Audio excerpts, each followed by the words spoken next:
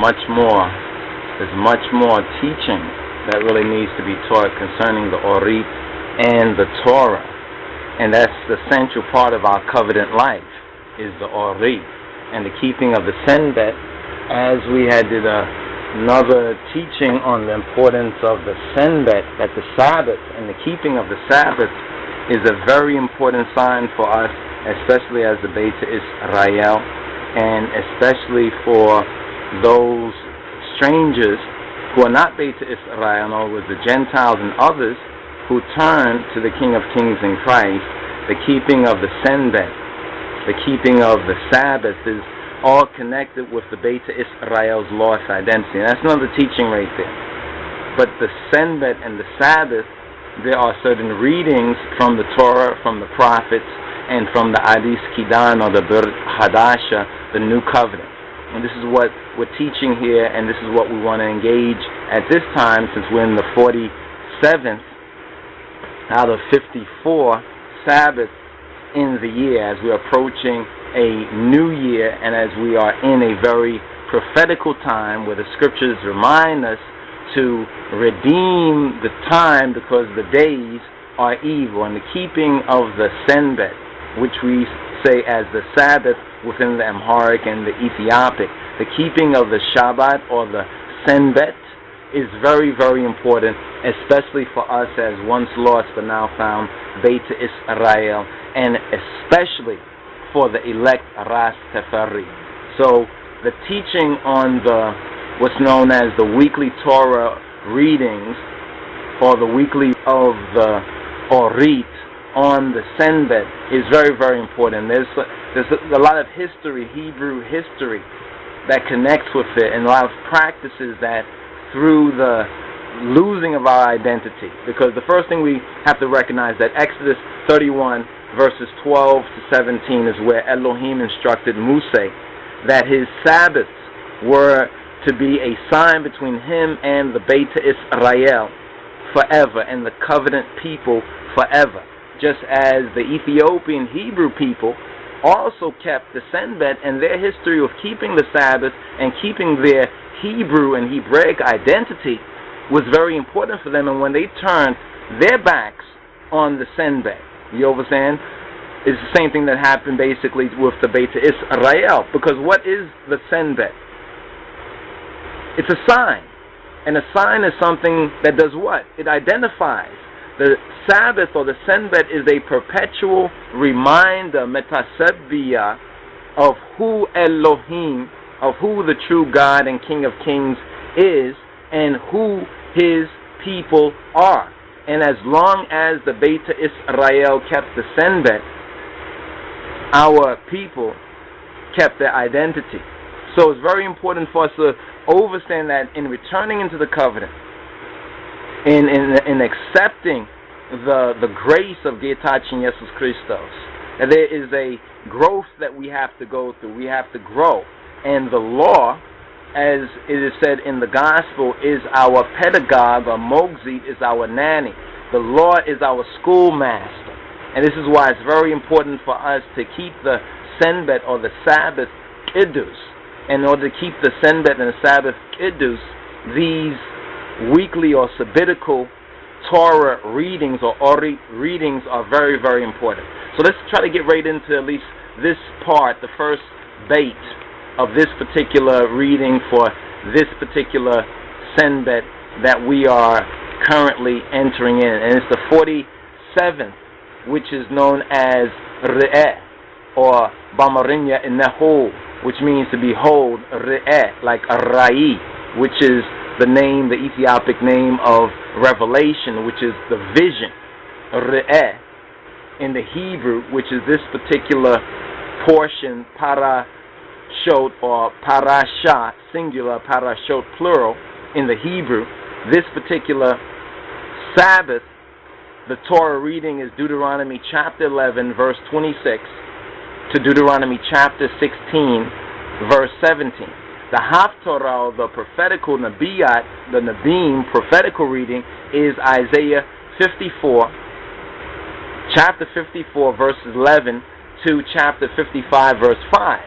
And the Hadith Kidan, or the Brit Hadasha reading, which is the New Covenant reading, is John chapter 7, verse 37 to verse 52, and 1 John chapter 4, verses 1 to verse 6. So this is what we read and study on the senbet. Well, this is what is recited. The study actually takes place in the Timharit, the ORIT Timharit, or in the Hebrew, the Talmud Torah. And Talmud basically means learning or teaching.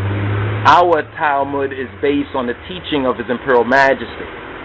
So let's get right into this. In this portion of the reading, we're going to deal with the last part of chapter 11, which actually, if you were to look at the script, the Metaf Keddus, the Book of the Seven Seals of HAILE SELASSIE, you will see that it's arranged in what we call bait.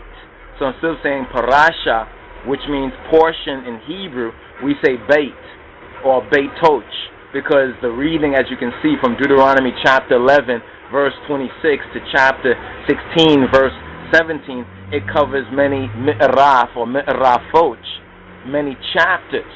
But what we're going to try to focus on in the time that we have here is this portion, this particular bait, from verse 26 of Deuteronomy chapter 11 to verse 32. And we found this to be very interesting, especially since we're seeking to initiate this now. Actually, it began on the 46th Sabbath, which was July 23rd, the Son of Man Day, Haile Selassie the First Earth Day. And that's a very important reading. So as we put the chart up there, one can read over that and see the mystical, metaphysical, and the scriptural, spiritual connection to that. So it begins off, Besama'ab, Wawole, Wamenfis Qedus, Ahadu, Amlak. It begins, behold, raiy, raiy, the vision. I set before you this day a blessing, barakat, and a curse, margam or margum. The blessing, if all of you shall hearken, shall hear, shall listen, shall feel. Right? Do you feel this? The commandment of Yahweh, your Elohim, of Exyavi, your Lotus Subhat, your Amlak, your source sent, which I command you this day. And the curse, if ye shall not hearken, if ye shall not hear, if ye shall not obey, if ye shall not feel, in other words, receive this with your soul. That's what we mean. What, you feel me? Do you feel Yahweh's commandment? If you shall not hearken to the commandment of Yahweh, your Elohim, but turn aside out of the way which I command you this day, to go after other gods which ye have not known.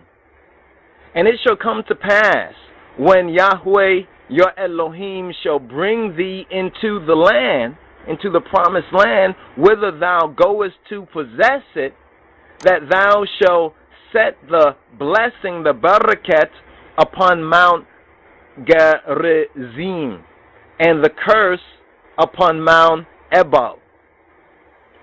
Are they not beyond the Jordan, behind the way of the going down of the sun, in the land of the Canaanites that dwell in the Arabah, over against Gilgal, beside the terebinths of Moreh? For ye are to pass over the Jordan, to go in to possess the land which Yahweh your Elohim giveth you, and ye shall possess it, and dwell therein. And ye, all of you, shall observe to do all the statutes and the ordinances which I set before you this day.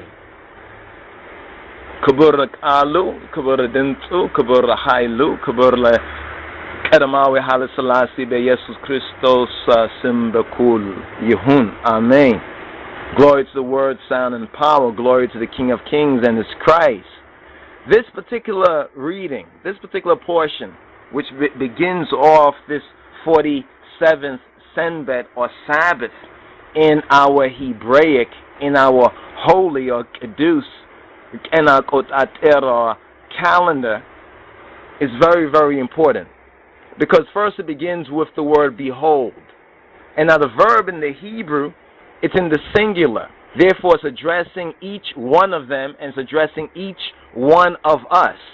The blessing and the curse has been set before us. Now, this refers to the blessing and curses which were to be pronounced and which were pronounced on Mount Gerizim and Mount Ebal, respectively, on entering the Holy Land.